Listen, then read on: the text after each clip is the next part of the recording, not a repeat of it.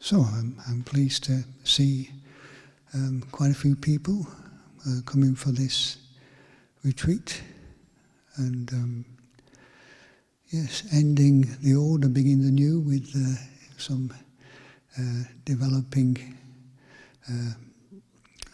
meditation, mindfulness and wisdom.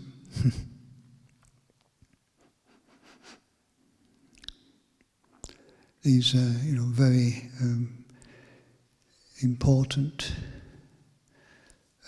qualities to cultivate, mindfulness and wisdom.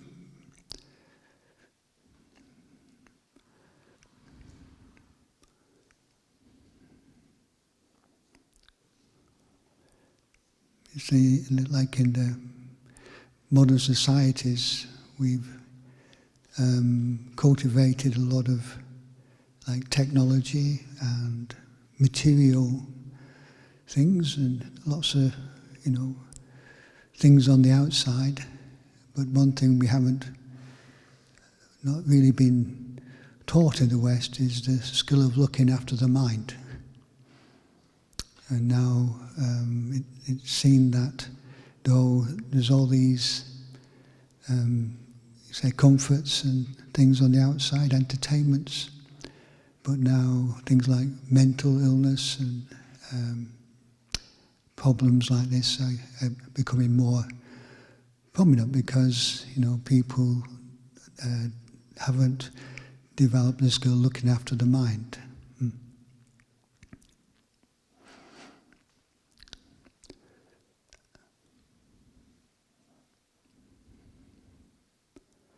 And cultivating this skill is not actually easy. And like the Buddha said, to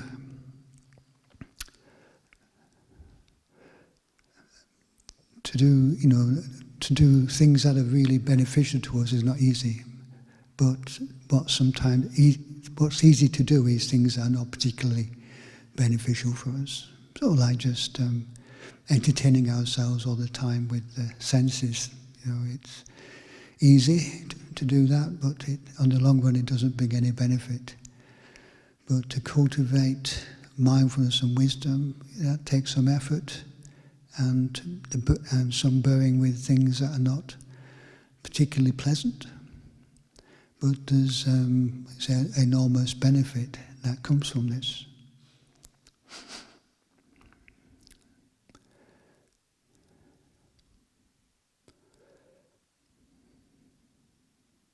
One of the analogies the Buddha gave about the purpose of mindfulness and wisdom is how a gatekeeper would look after the one entrance to the city. So there's a city and there's one entrance.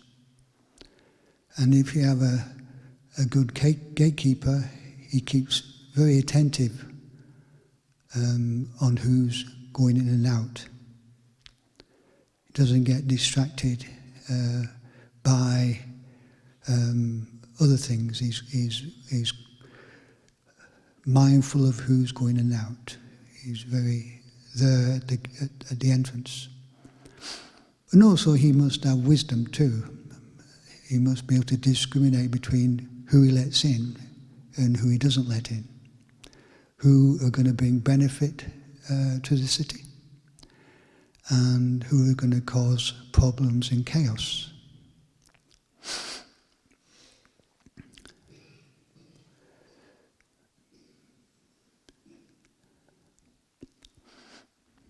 So that's how mindfulness and wisdom work together. Mindfulness to be attentive in the present moment, and knowing what is skillful and what is unskillful. So, these days, people let all sorts of things into the mind. All sorts of things now, with technology, and that's why people's minds are not in good shape. The city of the hearts and minds let too much unwholesome stuff in. Yeah. So, When we weren't mindful, when we weren't wise, maybe we accumulated some unskillful habits. I certainly did. Before I came across the Buddha's teachings, I let a lot of unwholesome stuff in there. But, realizing, the quality of mind,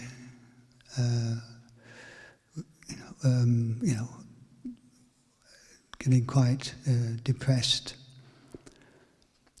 when we begin to really consider, what one can do to change this.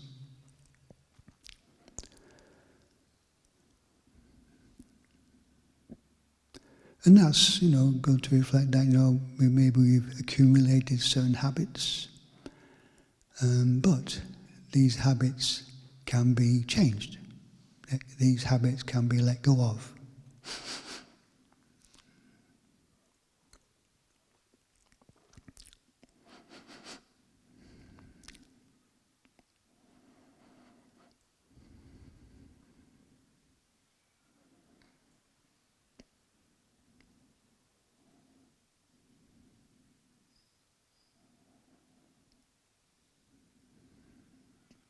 So in terms of, developing the skill of looking after the mind, this is, what we're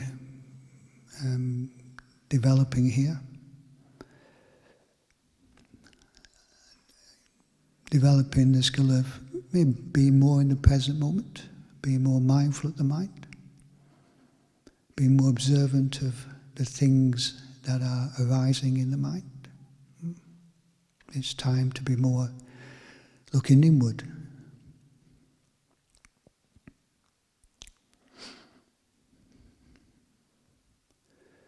And this is where we learn.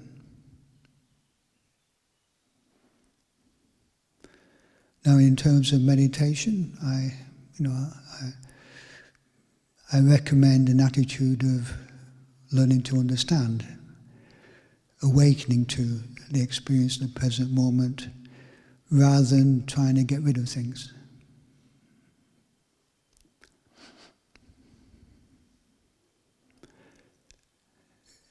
And the willingness to experience things, sometimes things that are not particularly pleasant. And this is how we learn. So, when we meditate and different thoughts come up, maybe we think, I've got to get rid of all these thoughts. And then meditation becomes like a great inner struggle.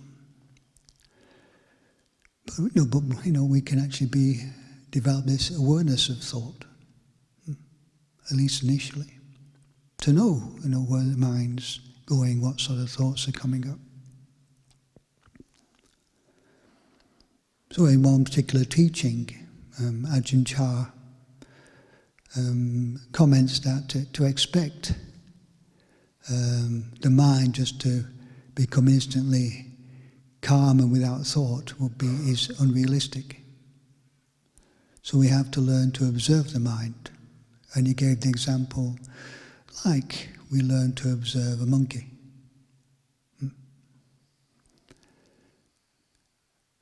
And, we observe the mind where it's thinking about this, thinking about that. But also, we're using something like our meditation object to stay more present. So even though thoughts about maybe the past and future come up, we're not getting carried away with them. We're regularly coming back to the present moment, using the breath as a way to help us to become more aware of the movements of the mind. So Ajahn Chah would say, if we really understand the monkey, then the monkey's not a problem. And if we learn to observe the monkey, we don't become the monkey.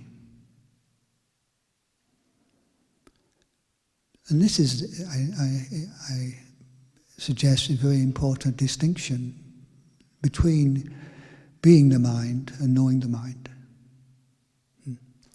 People who don't have developed any awareness, they very much identify with all their mind states as what I am. They are the mind. But in meditation, we learn to stand back and observe the mind. And there's a difference between knowing the mind and being the mind. And this is the difference that that influences whether a particular mind state overwhelms us, or we can observe it in a way that we can develop the skill of letting it go. And this is why Ajahn Chah, in his analogy, says, if you don't learn to observe the monkey, you become the monkey. And this is where Ajahn Chah says, this is where we learn. And if we understand the monkey, then wherever we are, whether at home, there's a monkey at home, or there's a monkey at work, we know it. We don't become the monkey.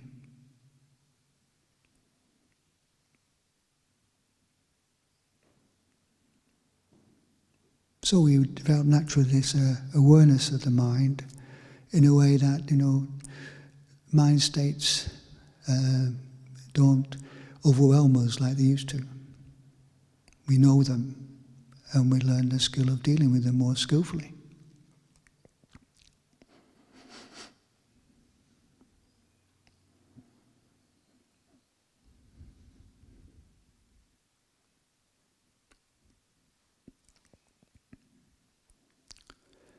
If you've read the Anapanasati Sutta,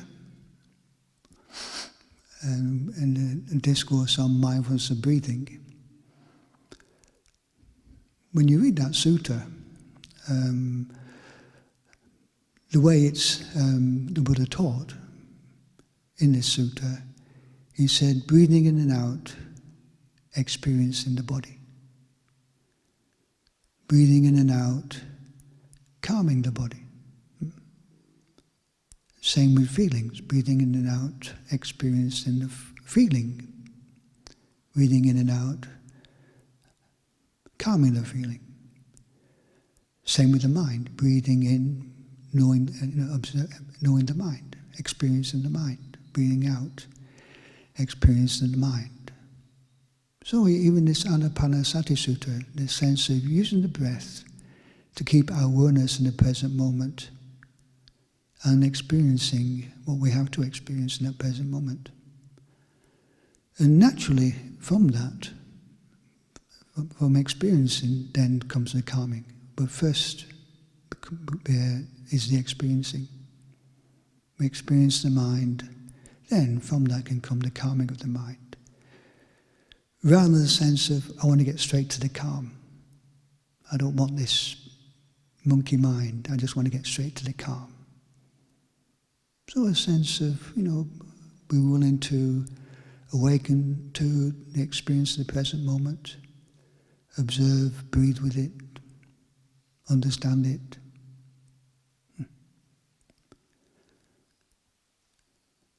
And if we learn this skill of looking after the mind in this way, then it's something that will spill over into everyday life. We develop a natural inner awareness as we're doing things in our everyday life. Sometimes people have retreats and they really focus on trying to get calm, and maybe to get some calm because they use a lot of willpower to focus on the breath and to blot everything else out. And, maybe one can do that with willpower, but as soon as they go back to their normal situation, get overwhelmed again, because they haven't really learned to peacefully observe the mind. They've learned how to absorb into a peaceful meditation object, but they haven't learned to understand the mind. So if we're here experiencing some different mind states, that's all right, we learn. And when we learn about them here, then when they come up in our everyday life, we can learn how to deal with them in our everyday life.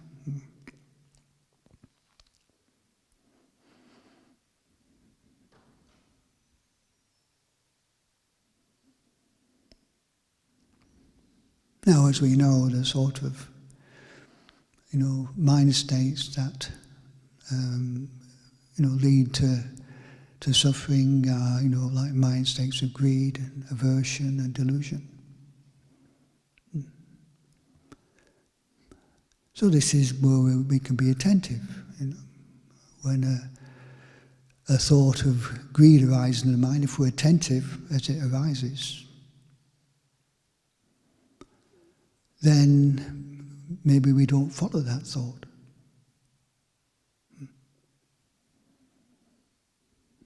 If a thought of aversion arises as we are sitting here, but we don't follow it. We staying with the breath. Yeah. Or if we start, things like more, the anxious thoughts, worries that take us off into the future. No, stay present in the present moment with the breath. Yeah.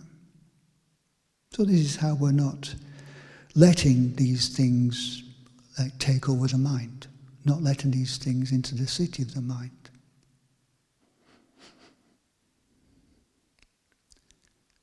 But maybe, before you came here, the desire to go to the monastery and practice meditation. That's a wholesome thought, isn't it? We can follow that one. So there's wholesome desires too, certain things that we have to do to live. So it's not all that every desire is bad, but that's where we have to know, to differentiate. Especially the sort of greed that people really want something, they'll do anything to get it, and behave in all sorts of unwholesome ways, and break precepts and things. And there's a lot in modern day life, advertisements and the influences of media that really always tell us, you've got to have this, you've got to have that, you need this, you need that, best of this, best of that. And this is maybe something to question, isn't it? What do we really need? And, also with greed, there's no end to it, is there? Even with people with billions of pounds, they still want to make more money. There's never an end to it, really. Never any real contentment, peace. So in Thailand, they have this expression, rujak praman, which is to know moderation. Yeah. Know how to balance our lives so we're not, taken over by greed. There are certain things that we need, we can have, but to know moderation.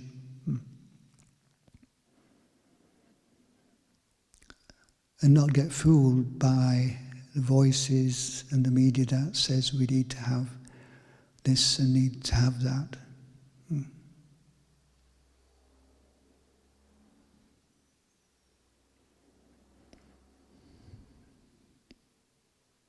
And of course in life, people say things and do things that upset us.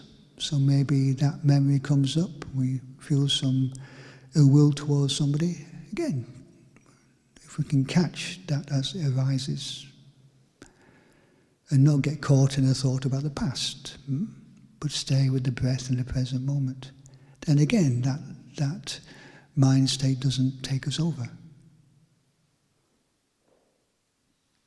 We don't follow it.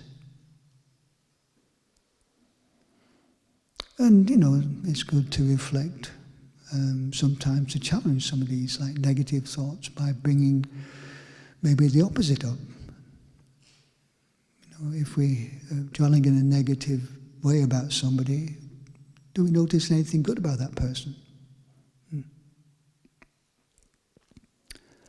Or if we're being self-critical and judgmental about ourselves, remembering something good that we've done. So, challenging some of these habits. Or even just the thought, if I follow this thought, it's not going to lead to any happiness. If I follow these thoughts of ill will, it won't lead to happiness. So replacing those thoughts with a more skillful thought, with more wise reflection, or again turning to the breath, to the meditation object. So we're disempowering these habits and empowering our mindfulness and wisdom gradually. It's not an overnight practice, but bit by bit, this is what we can do.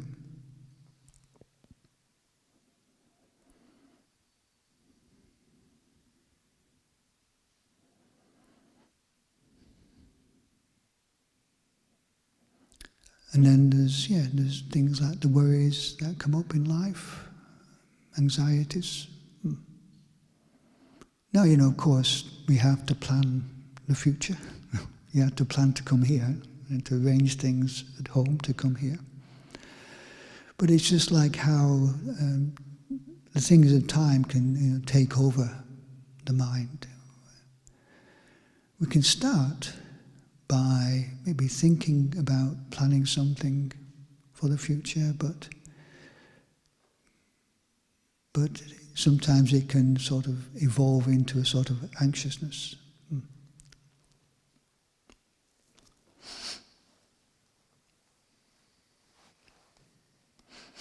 And then we get these sort of anxious, worried mind states begin to take over the mind. And this is a big problem now I know in England with anxiety. And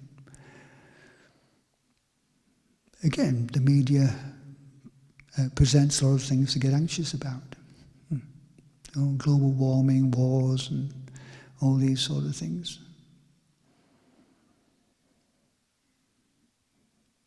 But I always say the best thing to do is to, rather than worry about what's going on in the world, do something good to help the world. And developing mindfulness and wisdom is wise, mindful beings are very helpful for the world.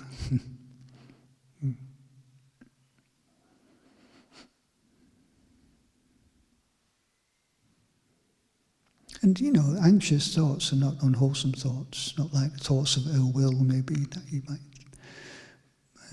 thinking, harming people or something, but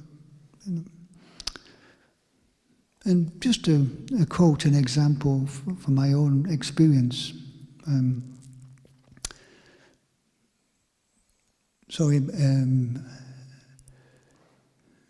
Back in about 34 years ago, 35 years ago, I was in New Zealand, in a monastery in New Zealand. And I'd been a monk for about 5 or 6 years. And, you weren't asked to give talks until you was an ajahn, with 10 years, yeah. So I was there with Luang Dhamma. And we were invited, the monastery was invited to send somebody to the local church. They were going to have this flower festival and invited somebody from the Buddhist monastery to come. And Luang Dhamma wasn't available to come. So he asked me if I'd go. And I wasn't used to giving talks and things, but I said, yeah, okay then. So the night before, so I started to think, what should I say at the church? So I could say this. I started off quite peacefully, just thinking about what to say. And I could say this, or I could say that. And what I wasn't aware of, and I started getting very anxious about it. And eventually, the sort of anxiety became quite, noticeable. And especially as, my talk at the church, it was beginning to play like a record. The same old ideas come repeating.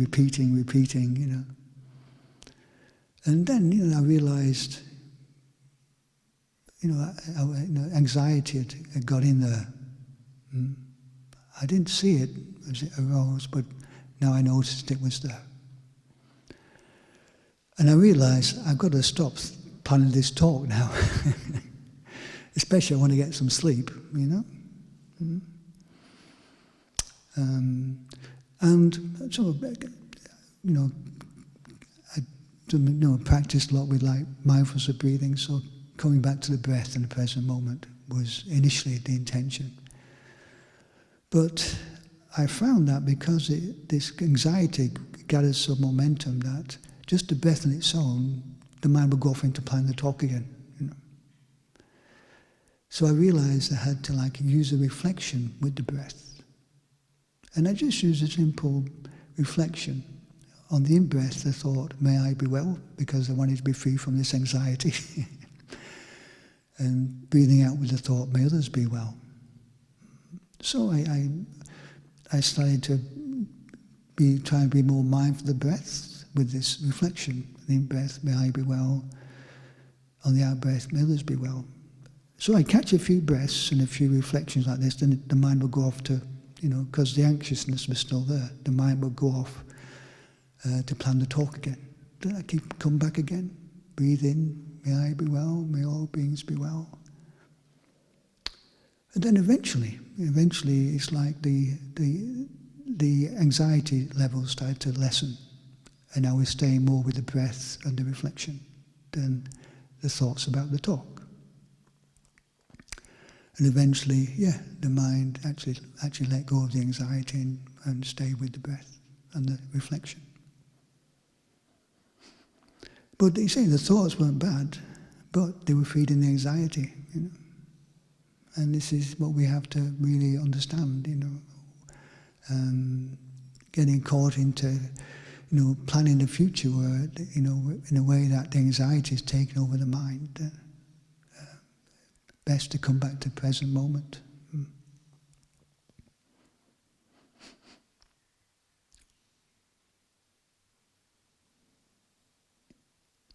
So I wasn't, mindful at the city gate on that occasion. I'd let it in a bit, but I managed to show it the door eventually.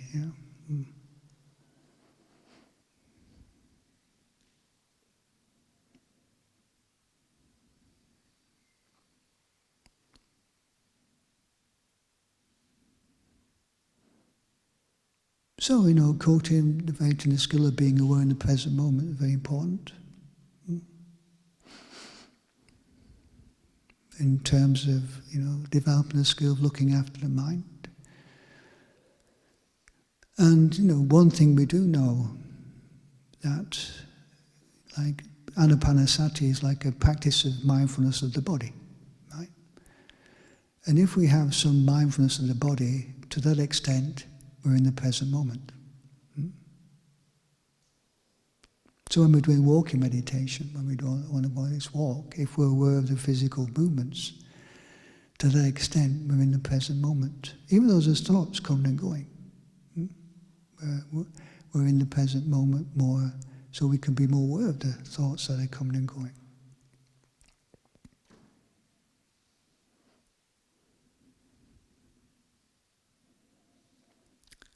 So this is why I do, recommend, developing things like walking meditation, because we do a lot of walking in our life. And usually we're walking, thinking about where we're going, or thinking about what's going to happen, or thinking something, but not noticing our feet touching the earth.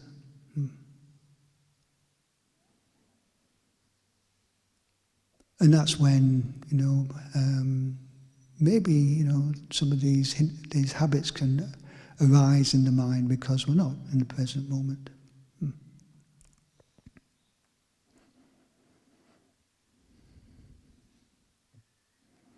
And maybe you can appreciate that. You know, a happy person is a person who lives a lot in the present moment. Like a child. A child can be very joyful, happy. See a child play. They're not thinking about the future. Not worried about this and anxious about that. You can see a lot of joy in children, can't you? Just enjoying something simple in the present moment. So you see the happiness of a mind that dwells more in the present moment. More happy, peaceful mind.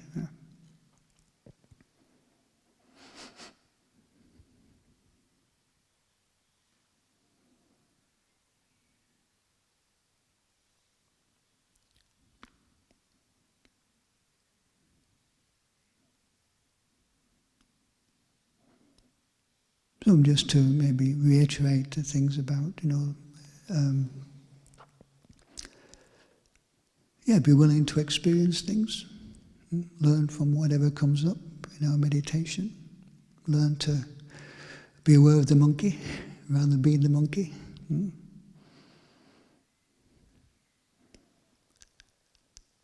And the attitude of not trying to get particular experience, not trying to get rid of that particular experience, but just to awaken to the way it is. Using the breath or our meditation object to stay in the present moment, and so that we can observe the movements of the mind more clearly. Thoughts about the past, thoughts about the future.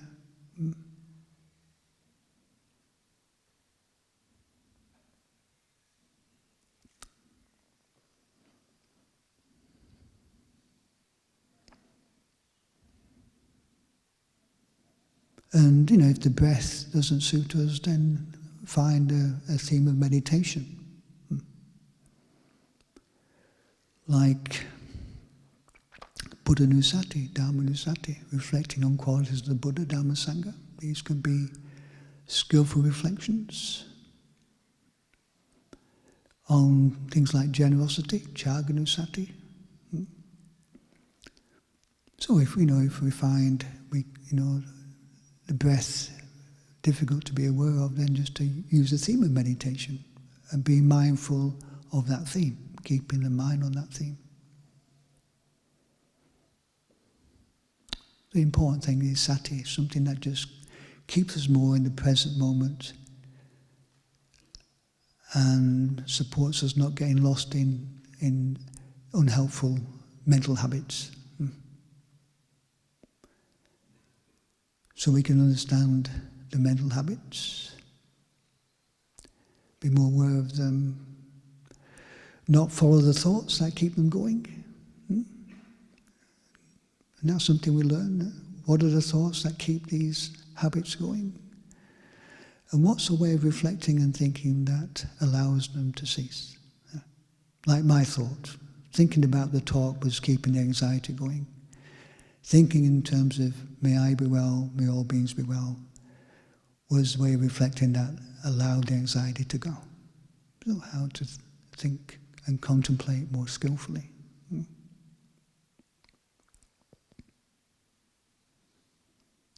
So, this very valuable time to cultivate mindfulness and wisdom, the skill of looking after the heart, knowing the mind. And I say this can only be something that can be of great benefit and helpful for you, but also helpful for your family and friends, that you can be a wise and mindful parent, friend, whatever.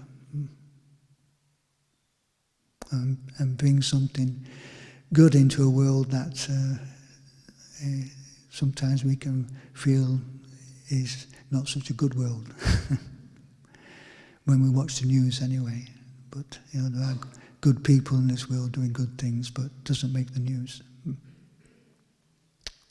So I'd just like to offer these reflections.